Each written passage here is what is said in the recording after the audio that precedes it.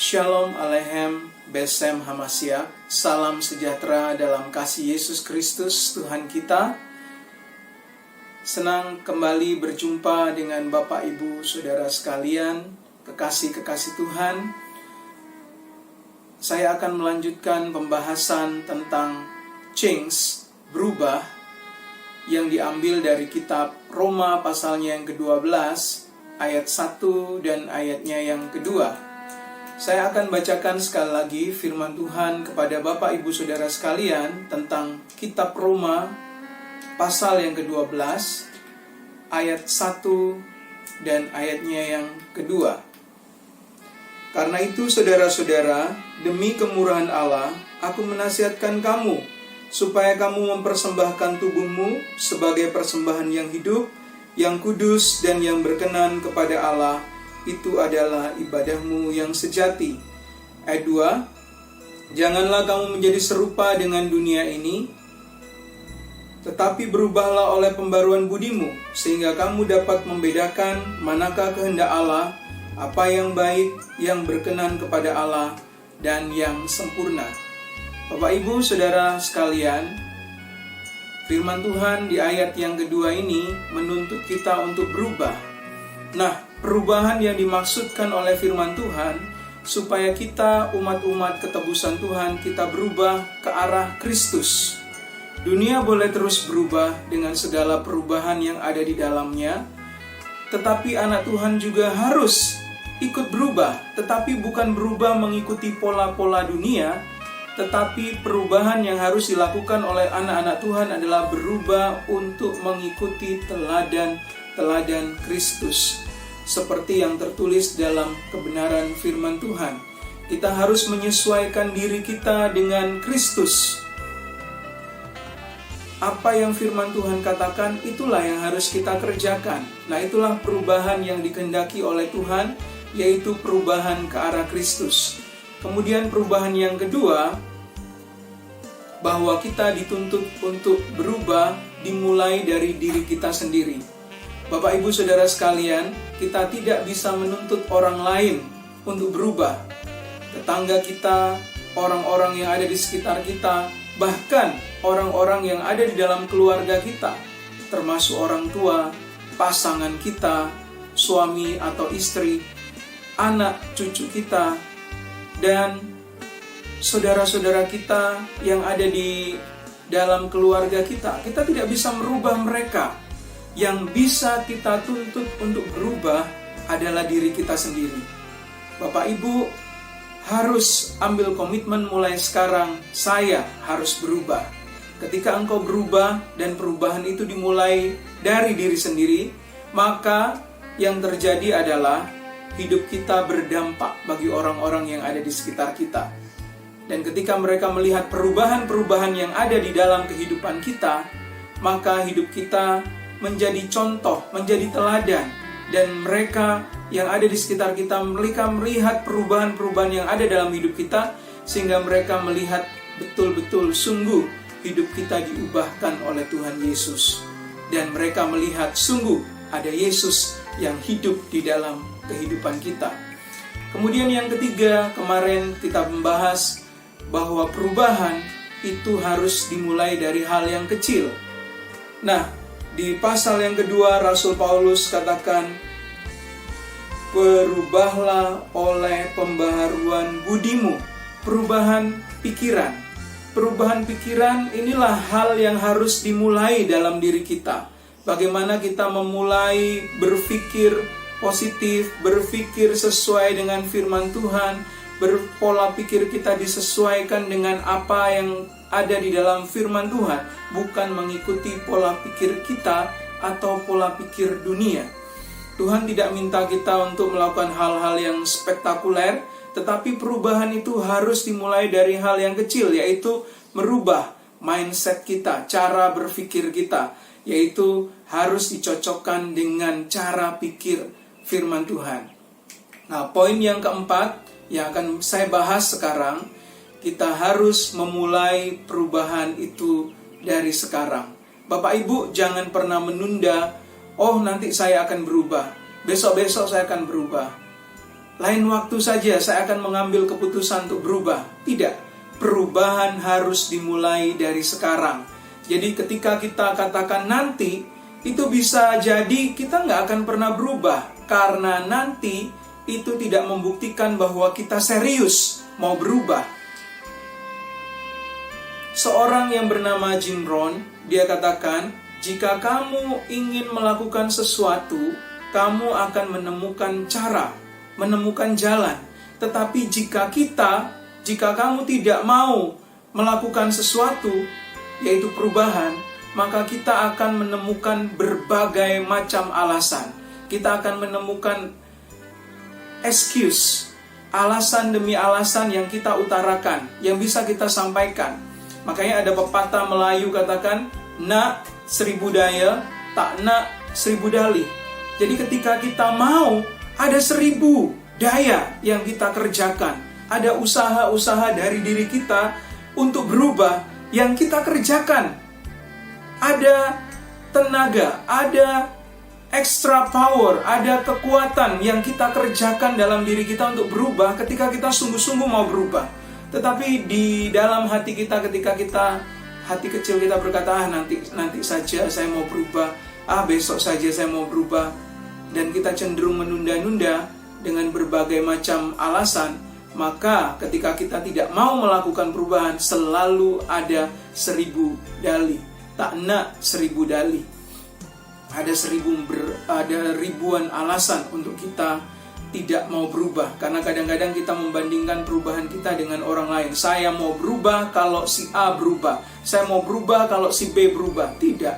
Perubahan itu dimulai dari diri kita sendiri, dan itu harus dikerjakan sekarang. Karena besok mungkin bisa saja kita tidak memiliki kesempatan untuk berubah. Karena besok bisa berarti terlambat bagi kita untuk berubah. Jadi selama masih ada waktu yang Tuhan berikan bagi kita untuk berubah sekarang, ambillah keputusan untuk berubah. Nah, yang kelima, Bapak Ibu, kita akan melihat bahwa perubahan itu harus ada tekad yang kuat. Jadi harus ada kekuatan ada tekad yang teguh dari dalam diri kita untuk kita mau berubah. Jika tidak, maka yang terjadi adalah kita berupaya melakukan berbagai macam alasan demi alasan, dan kita kemukakan di hadapan Tuhan, Tuhan saya nggak bisa karena A, B, C, D, E. Saya tidak mau berubah karena A, B, C, D, E. Sehingga itu membuat hidup kita tidak menjadi berkat bagi banyak orang. Jadi, saya ulangi poin yang pertama, perubahan harus ke arah Kristus. Yang kedua, perubahan harus dimulai dari diri sendiri. Yang ketiga, perubahan harus dimulai dari hal yang kecil dalam kehidupan kita. Yang keempat, perubahan itu harus dimulai dari sekarang. Yang kelima, perubahan harus ada tekad yang kuat.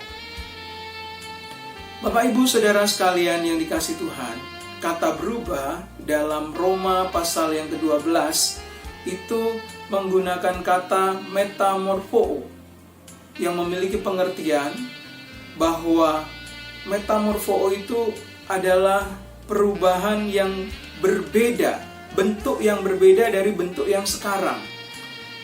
Transformasi. Jadi Bapak Ibu, di dalam ilmu pengetahuan alam atau sains itu dikenal dengan istilah metamorfosis. Ada metamorfosis sempurna dan ada juga metamorfosis yang tidak sempurna. Salah satu contoh metamorfosis yang sempurna adalah kupu-kupu. Kupu-kupu itu berubah dari telur menjadi ulat, kemudian dari ulat menjadi kepompong, dan kepompong itu berubah menjadi kupu-kupu. Dalam proses ulat yang berubah menjadi kepompong, kemudian menjadi kupu-kupu, ulat ini harus melalui proses yang namanya kepompong. Dari ulat yang bentuknya menjijikkan, menggelikan bagi sebagian besar orang, apalagi di kalangan wanita, ya, ulat ini sesuatu yang menggelikan, menjijikkan. Tapi ketika ulat ini mengalami satu proses yang namanya kepompong, sehingga ulat yang tadinya goyang-goyang terus, banyak getaran-getaran yang dikerjakan, dia terdiam. Dia diam, mengalami fase yang namanya fase kepompong, sehingga dia tidak bisa goyang-goyang lagi, dia tidak ada aktivitas lagi selain diam. Kemudian luar biasanya Bapak Ibu, setelah melalui fase kepompong ini, ulat ini berubah 180 derajat, berubah sama sekali, yaitu dari bentuk ulat, kemudian dia menjadi suatu kupu-kupu yang indah. Ya, inilah yang disebut dengan proses metamorfosis yang sempurna. Nah, kalau kita perhatikan perubahan yang dimaksudkan di dalam firman Tuhan, bahwa Tuhan menghendaki kita berubah dari bentuk yang satu ke bentuk yang lain. Dari manusia lama kepada manusia yang baru. Dari manusia yang hidup di dalam kegelapan menjadi manusia yang hidup di dalam kebenaran. Dari manusia yang hidup sesuka dirinya sendiri menjadi manusia yang hidup sesuai dengan kehendak Tuhan, dengan pimpinan dan tuntunan Tuhan. Jadi perubahan yang dimaksudkan oleh firman Tuhan adalah perubahan yang seperti ini. Berubah dari ulat menjadi kepompong dan menjadi kupu-kupu yang indah, Bapak Ibu, saudara sekalian. Jadi jangan sampai ketika kita menjadi anak Tuhan, hidup kita tetap sama seperti yang dulu, tidak ada perubahan. Yang berubah adalah KTP kita, dari agama tertentu, dari kepercayaan tertentu menjadi Kristen. Perubahan seperti itu bukan tidak baik, itu baik, tetapi jauh lebih baik kalau perubahan itu disertai dengan perubahan sikap tindakan. Dan di sini Rasul Paulus menasihatkan supaya kita memulainya dari perubahan pola pikir kita, cara pikir kita yang diubahkan oleh Tuhan. Jadi kata metamorfoste ini, metamorfoo, itu dalam bentuk pasif. Memang Tuhan yang mengubah kita, tetapi ada bagian kita, yaitu kita harus memberi diri untuk diubah oleh Tuhan. Seperti proses yang dialami oleh kupu-kupu ini. Dari ulat yang menggelikan menjadi kupu-kupu yang indah. Nah, ada banyak anak Tuhan berubah. Berubahnya tidak seperti kupu-kupu, tetapi berubahnya seperti ular, Bapak Ibu Saudara sekalian. Ular juga mengalami perubahan setiap fase tertentu, dia harus mengganti kulit. Tetapi ketika ular ini mengganti kulit, ular tetap sama, ular. Jadi tidak ada perubahan di dalam dirinya, yang berubah hanya casingnya saja, hanya kulitnya saja. Dan tentunya kekristenan tidak dikehendaki oleh Allah untuk berubah dari casing saja, penampilan saja. Tetapi perubahan itu harus betul-betul dimulai dari perubahan budi, perubahan cara pikir kita yang terus diperbaharui dengan kebenaran firman Tuhan. Nah, Bapak Ibu perhatikan ular yang ganti kulit. Ular itu membuang kulit yang lama dan menggantinya dengan kulit yang baru. Dan itu tidak berdampak apapun dalam kehidupan ular, dalam perubahan bentuknya atau wujudnya. Jangan sampai kehidupan kita hanya menggunakan kekristenan hanya sebagai topeng saja, karena sebetulnya kita tidak berubah. Perubahan yang kita alami adalah perubahan yang sementara, perubahan yang temporer, perubahan yang tidak memiliki arti apapun. Tuhan mau perubahan kita dimulai dari pikiran kita, sehingga ketika pikiran kita diubahkan, perkataan kita juga akan berubah. Ketika perkataan kita berubah, tindakan kita juga berubah. Ketika tindakan kita berubah, kebiasaan kita juga berubah. Ketika kebiasaan kita berubah, maka karakter kita berubah. Ketika karakter kita berubah, maka nasib kita juga berubah. Nah, di dalam metamorfosis Bapak Ibu, ada yang disebut dengan metamorfosis yang tidak sempurna. Di dalam metamorfosis Bapak Ibu Saudara sekalian, ada yang namanya metamorfosis tidak sempurna. Metamorfosis tidak sempurna itu contohnya adalah belalang. Yang terjadi perubahan itu hanya warna antara belalang muda dengan belalang dewasa. Begitu juga ada binatang lain, contohnya kecoa dan sebagainya. Ini binatang yang menggelikan bagi ibu-ibu. Yang terjadi adalah kecoa dari telur menjadi kecoa kecil, kemudian dia hanya berubah menjadi kecoa dewasa, dan perubahan itu bukan pada perubahan bentuk, tetapi perubahan hanya pada warna. Makanya fase metamorfosis tidak sempurna, dia tidak melewati masa kepompong, sehingga tidak ada perubahan bentuk di dalam dirinya. Nah, ini penting bagi kita Bapak Ibu. Anak Tuhan juga harus melewati fase yang namanya fase kepompong, yaitu apa? Penyangkalan diri, mematikan kedagingan, sehingga hidup kita dari manusia lama betul-betul berubah menjadi manusia yang baru. Gaya hidup yang lama betul-betul mengalami perubahan, yaitu gaya hidup yang baru, yang sesuai dengan kehendak Tuhan, sesuai dengan firman Tuhan. Bapak Ibu Saudara sekalian, kata budi pada Roma pasal 12 ayat yang kedua itu menggunakan bahasa asli nous. Nous itu artinya cara pikir kita, seluruh intelektualitas kita, sudut pandang kita di dalam menilai sesuatu, pengertian kita. Dan itulah yang Tuhan harapkan untuk betul-betul diubah di dalam kehidupan kita. Sehingga ketika pikiran kita ini berubah, maka pikiran itu akan melahirkan perkataan yang diubahkan oleh Tuhan. Perkataan yang sesuai dengan firman Tuhan. Ketika perkataan kita berubah, maka itu akan melahirkan tindakan-tindakan yang sesuai dengan firman Tuhan. Ketika tindakan kita berubah, kita akan memiliki kebiasaan yang sesuai dengan firman Tuhan. Ketika kebiasaan kita berubah, maka perubahan itu akan melahirkan karakter kita. Dan tentunya karakter kita menentukan nasib kita. Bapak Ibu, apa yang harus kita kerjakan di dalam perubahan pikiran ini? 1 Korintus 2 ayat 16, di situ dikatakan, sebab siapakah yang mengetahui pikiran Tuhan sehingga ia dapat menasihati dia, tetapi kami memiliki pikiran Kristus. Firman Tuhan menjelaskan perubahan yang harus dimiliki oleh anak Tuhan di dalam perubahan budi, yaitu kita menggunakan pikiran Kristus. 1 Korintus 2 ayat 16 jelas berkata, Rasul Paulus di situ mengatakan kepada kita semua, kami memiliki pikiran Kristus. Nah, apa saja pikiran Kristus itu? Kita bisa baca di Filipi 4 ayatnya yang ke-8.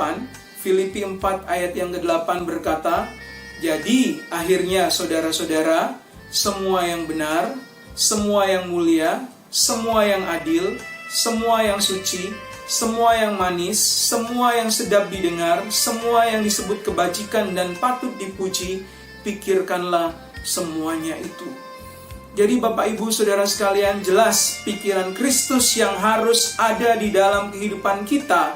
Menurut Filipi 4 ayat 8, kita harus memikirkan semua yang benar, semua yang mulia, semua yang adil, semua yang suci, semua yang manis, semua yang sedap didengar, semua yang disebut kebajikan dan patut dipuji, itu harus ada di dalam pikiran kita, orang-orang yang percaya kepada Tuhan.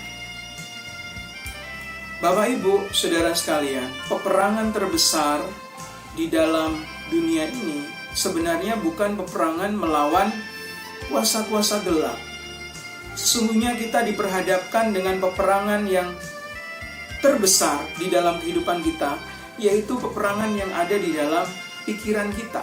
Kita seringkali di dalam pikiran kita diperhadapkan dengan pilihan-pilihan untuk mau mengikuti kehendak Tuhan atau mau mengikuti kedagingan kita. Kita mau mengikuti firman Tuhan atau mengikuti perkataan dunia. Jadi keputusan-keputusan yang kita ambil itu dimulai dari pikiran kita. Peperangan yang ada di dalam pikiran kita. Kita mau mengikuti kehendak Tuhan atau kehendak iblis. Bapak Ibu, makanya Rasul Paulus menasehatkan kepada kita, berubahlah oleh pembaharuan budi atau pembaharuan pikiran.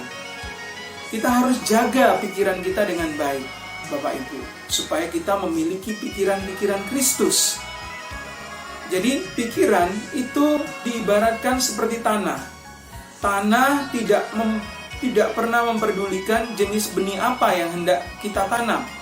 Jadi ketika kita menabur benih jagung, tanah akan meresponnya dan menumbuhkan jagung.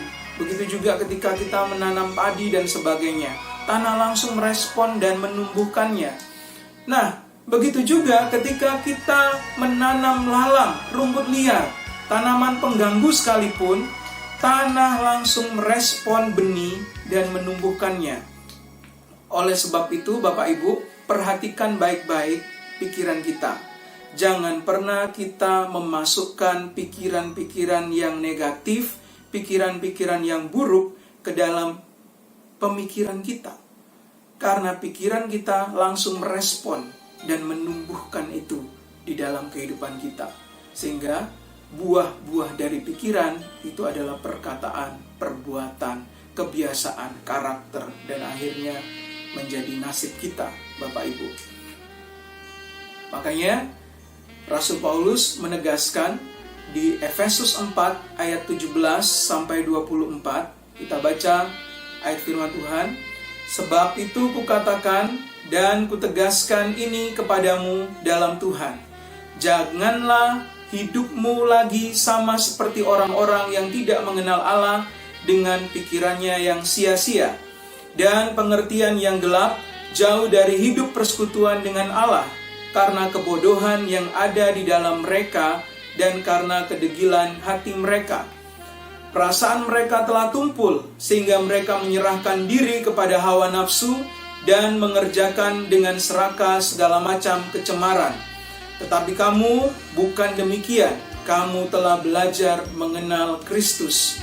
Karena kamu telah mendengar tentang Dia dan menerima pengajaran di dalam Dia, menurut kebenaran yang nyata dalam Yesus, yaitu bahwa kamu berhubung dengan kehidupan kamu yang dahulu harus menanggalkan manusia lama yang memulai kebinasaannya oleh nafsunya yang menyesatkan, supaya kamu dibaharui dalam roh dan pikiranmu.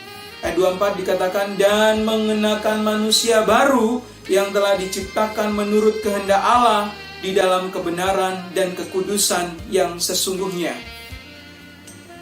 Jadi pikiran kita, dia akan menerima dan merespon serta menumbuhkan apa saja yang ada di atasnya. Entah itu sesuatu yang baik atau sesuatu yang negatif. Jadi tidak peduli hal itu berdampak positif atau berdampak negatif dalam kehidupan kita. Maka dari itu Bapak Ibu, ada istilah dalam bahasa Inggris dikatakan as above so below, as within so without. Apa yang keluar dari kehidupan kita itu sebetulnya merupakan cerminan yang ada di dalam kita. Seorang tokoh reformator gereja, Martin Luther, dia katakan kamu tidak bisa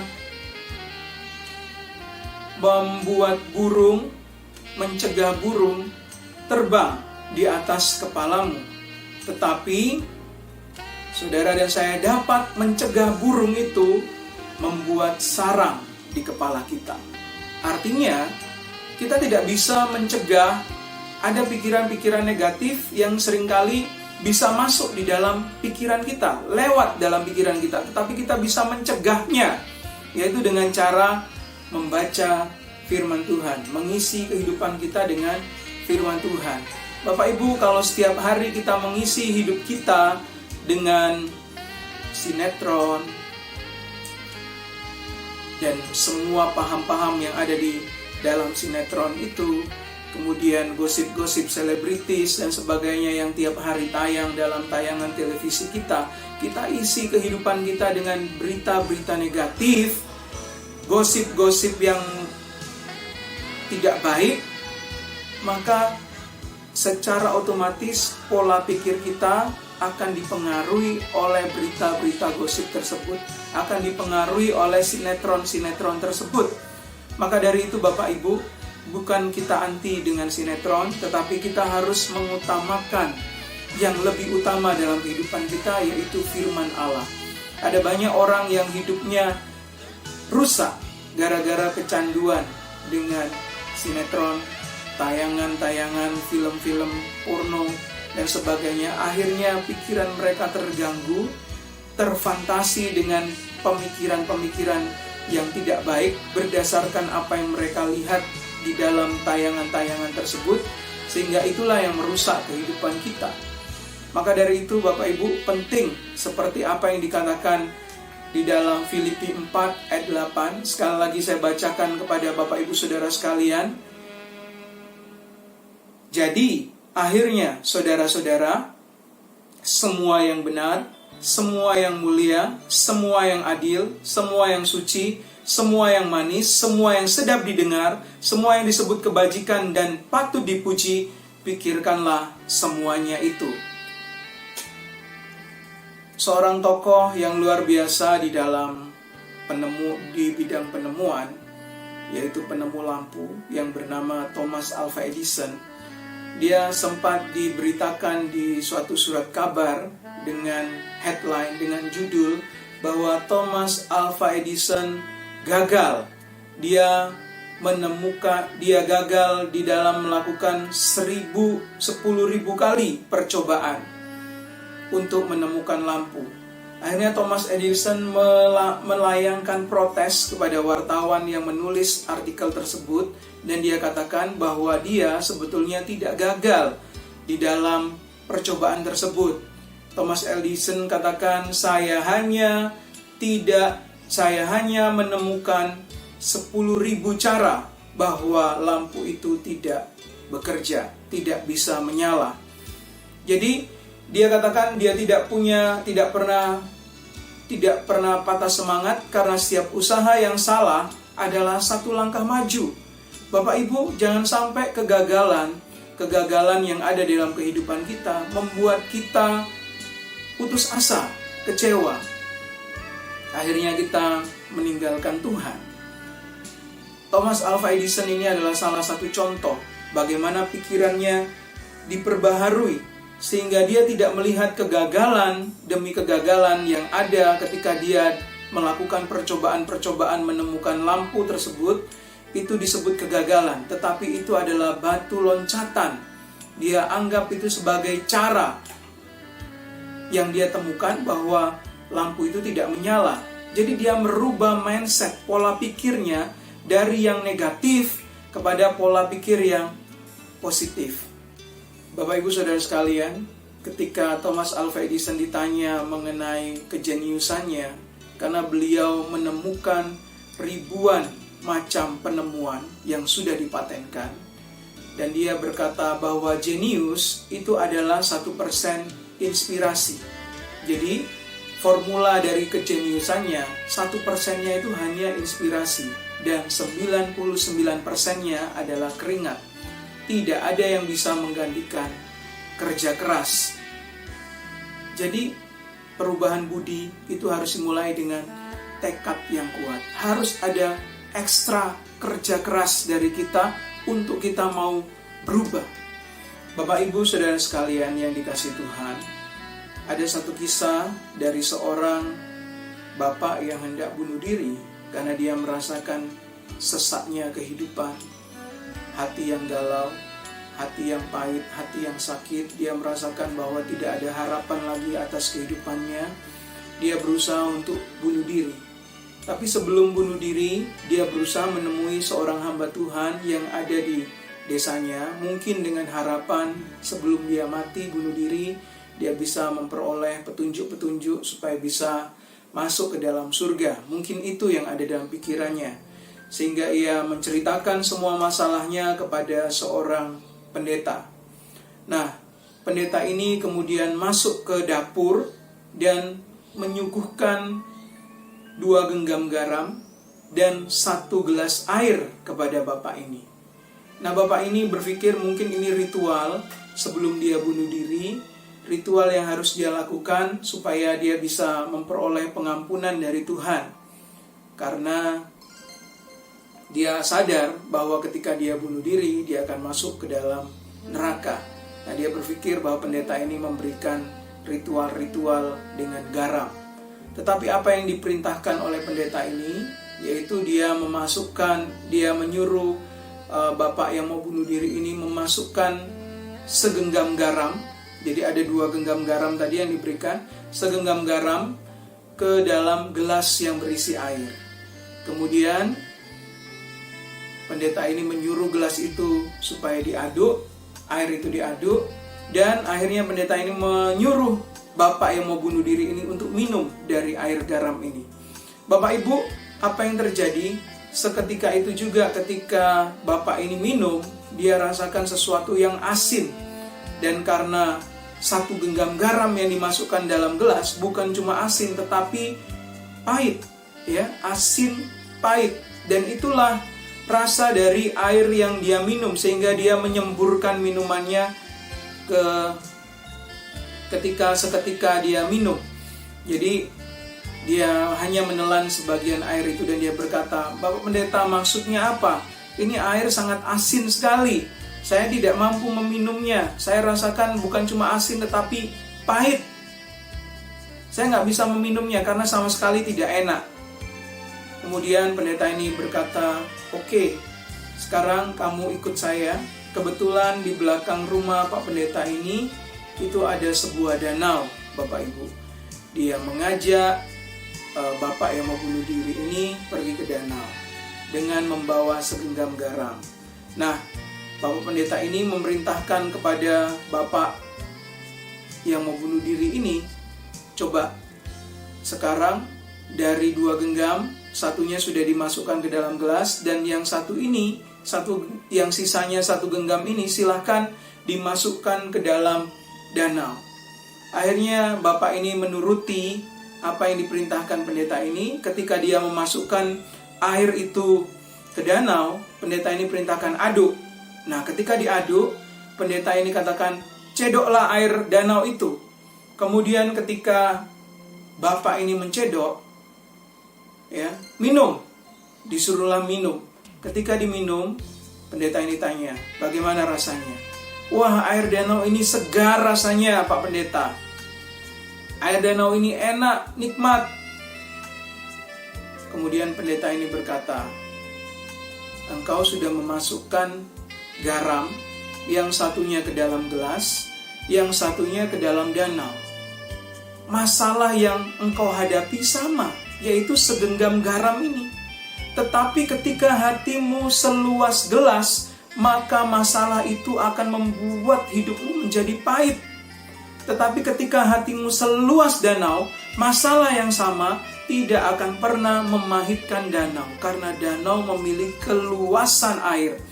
Nah, itulah yang Tuhan inginkan ketika kita berubah oleh pembaharuan budi kita. Mungkin kita memiliki masalah yang tidak jauh berbeda dengan orang-orang yang ada di sekitar kita. Bahkan mungkin kita merasa masalah kita masalah yang besar, tidak ada solusi, tidak ada harapan lagi. Kita mau putus asa seperti bapak ini. Kita mau rasanya bunuh diri seperti bapak ini. Tetapi ingat, ketika hati kita seluas danau, masalah itu tidak akan terasa pahit. Justru danau itu terus memberikan kesegaran. Bapak, Ibu, saudara yang dikasihi Tuhan, luaskan hati kita ketika kita menghadapi masalah persoalan. Bagaimana caranya? Teruslah isi kehidupan kita dengan firman Tuhan. Karena firman Tuhan ini adalah jawaban bagi kita, jawaban bagi setiap permasalahan, persoalan. Dan firman ini yang mampu mengubahkan kita. Mungkin masalah kita tidak berubah, tetapi firman ini mampu mengubah cara pikir kita, mengubah mindset kita, mengubah pola pikir kita. sehingga pola pikir kita sesuai dengan firman Tuhan.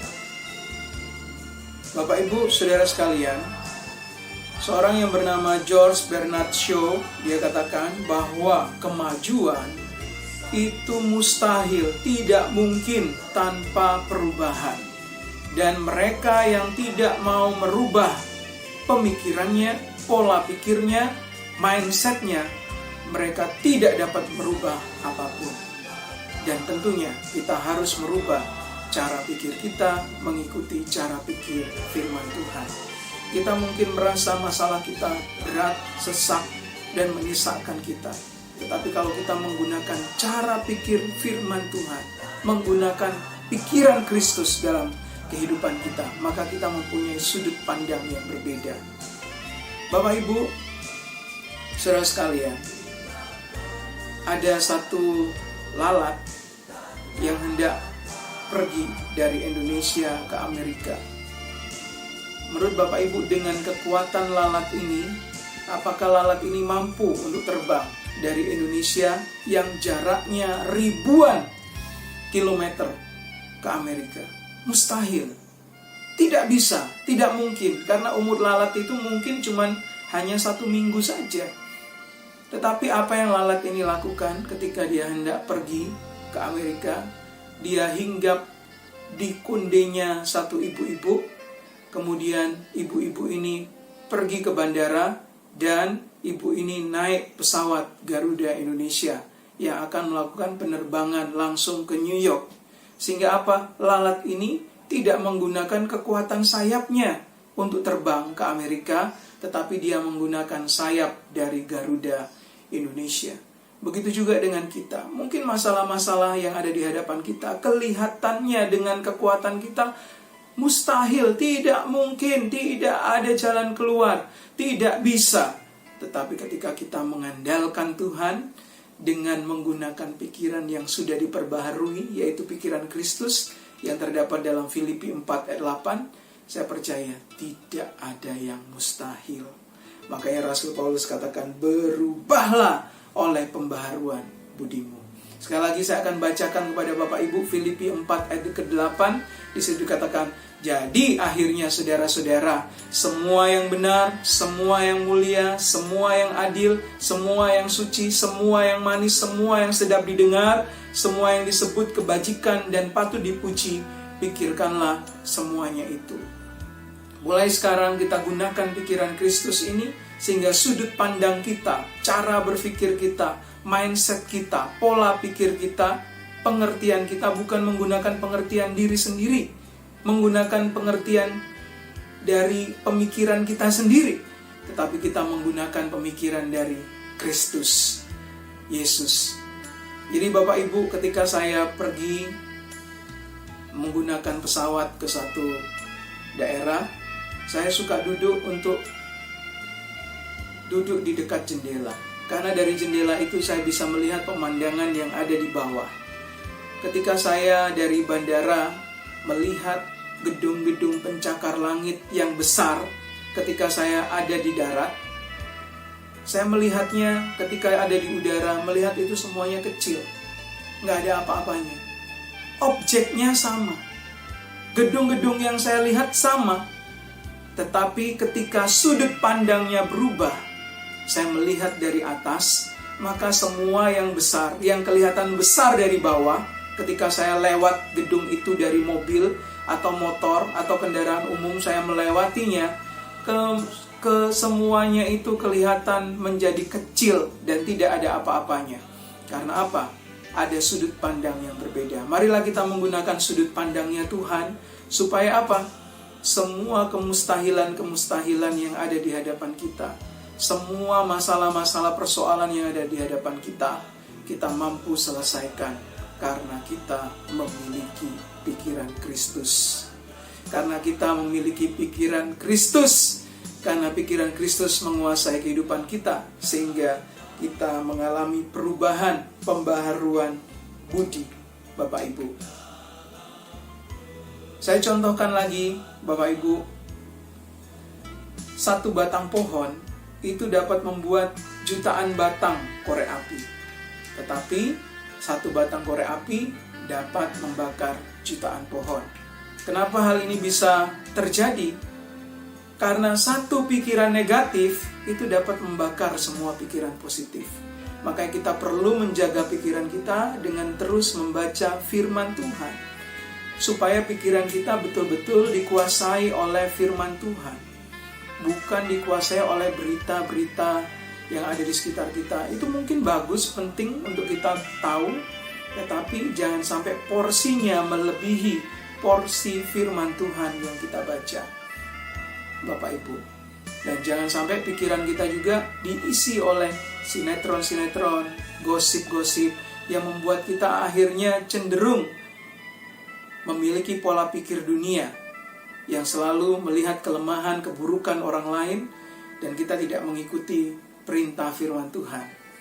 Jadi Bapak Ibu perhatikan, satu pikiran negatif itu dapat membakar semua pikiran positif.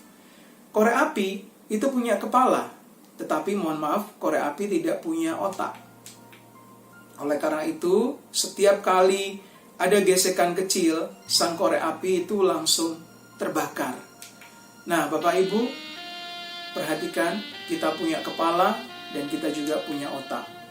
Jadi, jangan hanya karena adanya gesekan kecil, kemudian kita menjadi kebakaran jenggot. Jadi kita tidak perlu kebakaran jenggot karena adanya gesekan-gesekan kecil yang ada di hadapan kita. Karena firman Tuhan sudah katakan, besi menajamkan besi, manusia menajamkan sesamanya. Jadi gesekan-gesekan yang ada di hadapan kita mau ambil sisi positifnya, bahwa itu cara Tuhan yang dipakai oleh Tuhan untuk mendewasakan, untuk membuat kita terus kuat di dalam Tuhan, melatih iman kita menghadapi persoalan-persoalan yang ada. Jadi dengan otak kita menggunakan pikiran kita yang diubahkan oleh Tuhan, kita dapat mengendalikan hidup. Jadi Bapak Ibu, gunakan senyuman kita untuk merubah dunia, dan jangan biarkan dunia merubah senyuman kita. Nah, seringkali dalam kehidupan kita ada orang yang membicarakan kita di belakang. Tapi perhatikan Bapak Ibu, itu tandanya kita sudah ada di depan mereka. Kalau Bapak Ibu ada di belakang, tentunya mereka tidak akan membicarakan kita di belakang, karena posisinya sama. Justru karena kita posisinya di depan, ada orang-orang di belakang kita yang membicarakan kita. Jika ada orang yang terus membicarakan kita di belakang, teruslah berjalan, maka mereka akan terus tertinggal di belakang. Pepatah katakan, anjing menggonggong, kafilah berlalu.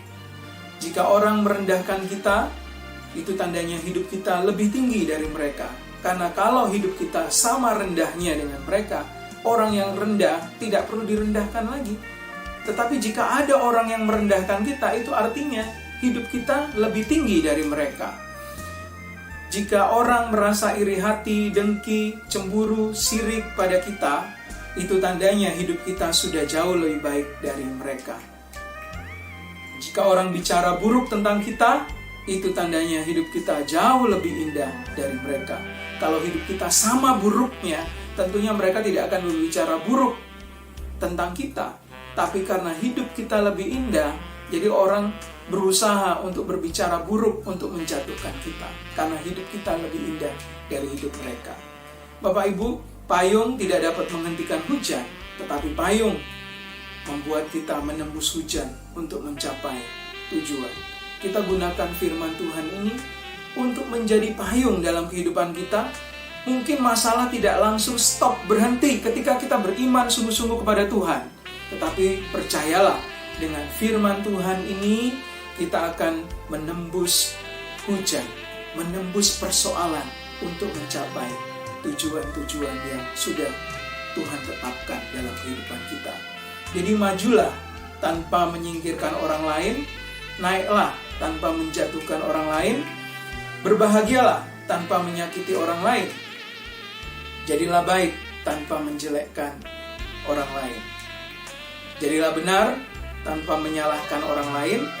Dan saya percaya hidup kita dengan pikiran yang diubahkan oleh Tuhan, menggunakan pikiran Kristus, maka hidup kita akan senantiasa berkemenangan.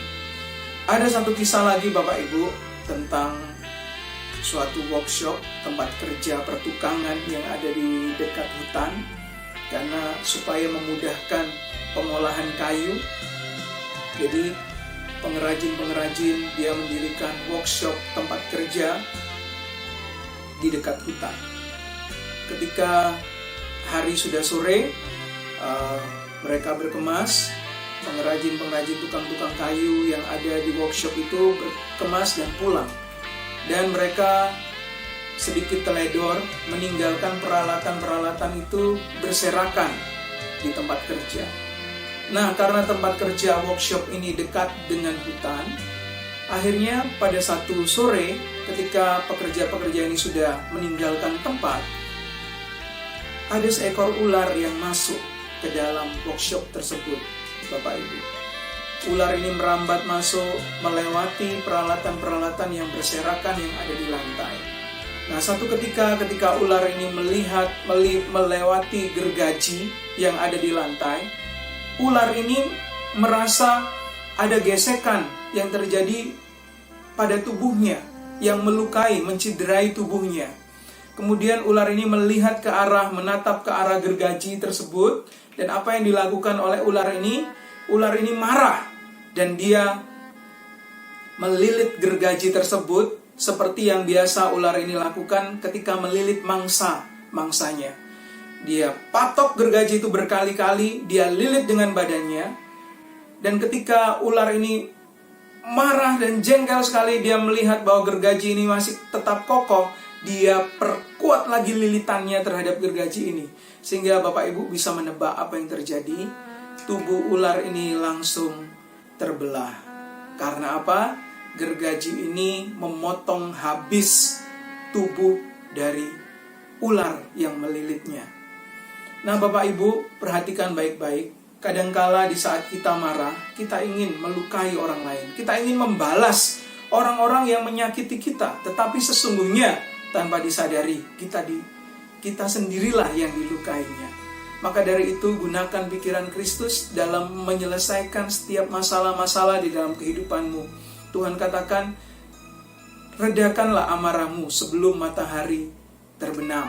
Jadi jangan sampai amarah itu membuat kebencian kita terhadap seseorang, membuat diri kita sendiri yang dirugikan.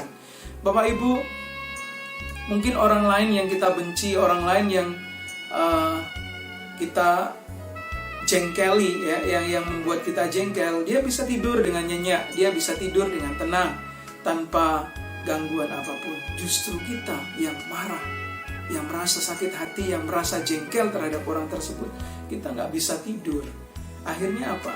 Kita mengalami insomnia, kita mengalami berbagai penyakit-penyakit.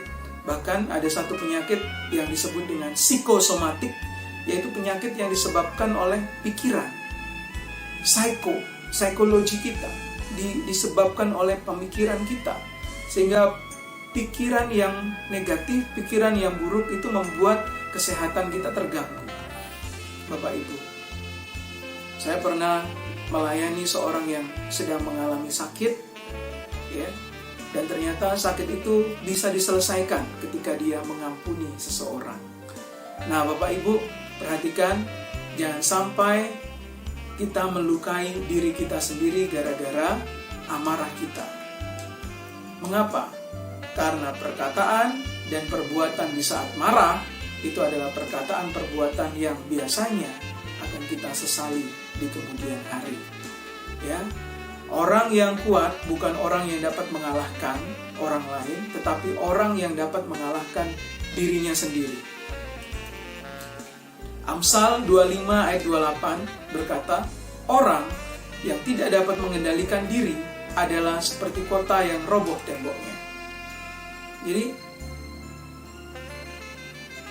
orang yang tidak dapat mengendalikan dirinya adalah seperti kota yang roboh temboknya.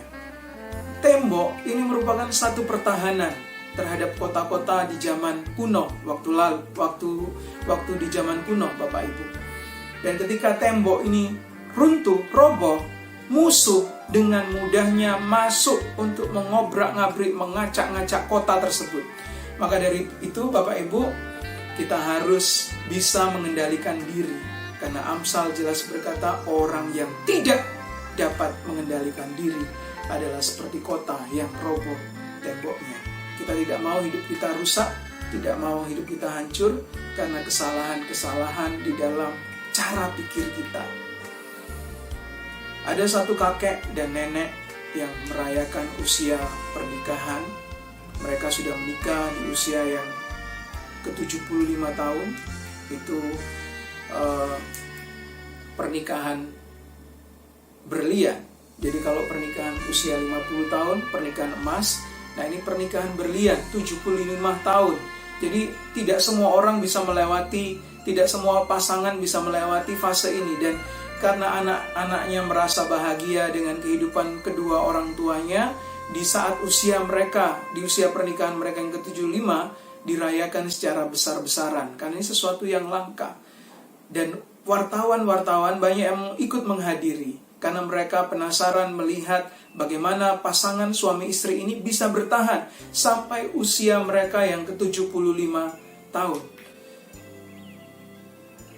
Ketika nenek ini ditanya oleh wartawan, bagaimana kehidupan kakek selama ini? Kenapa nenek bisa bertahan lama dengan kakek? Apakah kakek tidak pernah melakukan kesalahan? Kemudian si nenek ini berkata kepada wartawan yang sedang meliput, kekurangan dan kesalahan kakek itu sebanyak bintang di langit, tidak sanggup dihitung semuanya.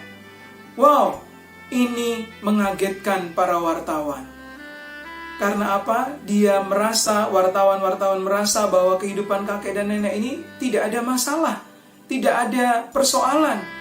Oleh sebab itu, kakek dan nenek ini bisa bertahan sampai usia pernikahan yang ke-75 tahun. Tetapi kalimat itu tidak berhenti di situ. Nenek ini melanjutkan, kelebihan dan kebaikan kakek sedikit sekali. Wartawan kaget. Tetapi nenek ini menyambung kembali kalimatnya. Kelebihan kebaikan dari kakek sedikit sekali, bagaikan matahari di langit.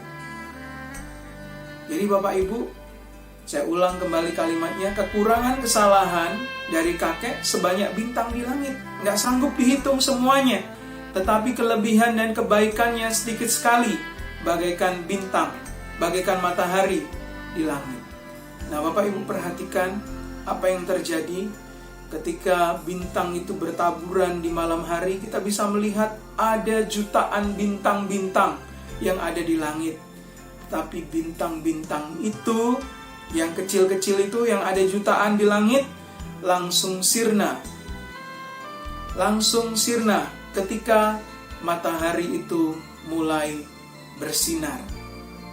Matahari itu terbit, memancarkan sinarnya, kita tidak pernah melihat ada satu bintang pun ketika matahari mulai bersinar terang, ya.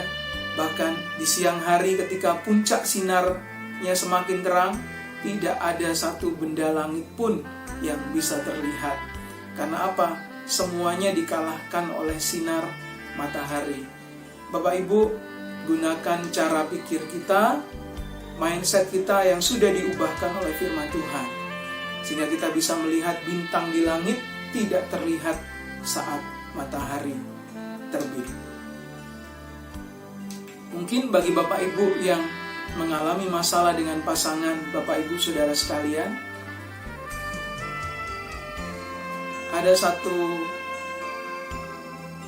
pepatah yang luar biasa bagus. Dia katakan pasangan terbaik itu seperti sepatu. Bentuknya tidak sama persis, namun serasi. Saat berjalan tidak tampak kompak, tapi tujuannya sama. Tak pernah ganti posisi, namun saling melengkapi. Selalu sederajat dan tidak ada yang lebih rendah atau tinggi. Bila yang satu hilang, yang lain tak memiliki arti. Sepatu, sejalan sampai tua, hingga maut yang memisahkan. Mungkin Bapak Ibu merasa bahwa pasangan Bapak Ibu nggak sama dengan Bapak Ibu. itu tidak ada masalah. Karena seperti sepatu, yang namanya pasangan memang tidak selalu sama. Pasangan itu saling melengkapi. Justru kekurangan kita dilengkapi oleh pasangan kita, dan kelebihan kita menjadi pelengkap bagi kekurangan pasangan kita. Dan saat kita saat ini sekarang mengalami masa krisis seperti yang terjadi saat ini ketika kita menghadapi coronavirus COVID-19, ya, kita mengalami krisis. Bapak Ibu, John F. Kennedy pernah berkata, when written in Chinese, ketika ditulis dalam bahasa Inggris, kata krisis itu terdiri dari dua karakter. Yang pertama, dia melambangkan tentang bahaya, mewakili bahaya, dan yang berikutnya mewakili kesempatan. Jadi kata krisis dalam bahasa Chinese, dalam bahasa karakter Cina, menggunakan kata weiqi. Artinya, di balik ancaman, di balik hambatan, selalu ada peluang untuk dapat sukses lepas dari krisis. Apalagi bagi kita, orang-orang yang sudah diubahkan pikirannya menggunakan pikiran Kristus yang ada di dalam Filipi 4 ayat 8. Saya percaya firman Tuhan ini menjadi kekuatan bagi kita, Bapak Ibu Saudara sekalian, untuk terus bersemangat di dalam Tuhan, dan mulai sekarang ambil komitmen kita mau memperbaharui pikiran kita mau merubah pikiran kita, sehingga pikiran kita betul-betul dikuasai oleh pikiran Kristus. Puji nama Tuhan. Tuhan Yesus memberkati kita semua. Shalom, salam damai sejahtera.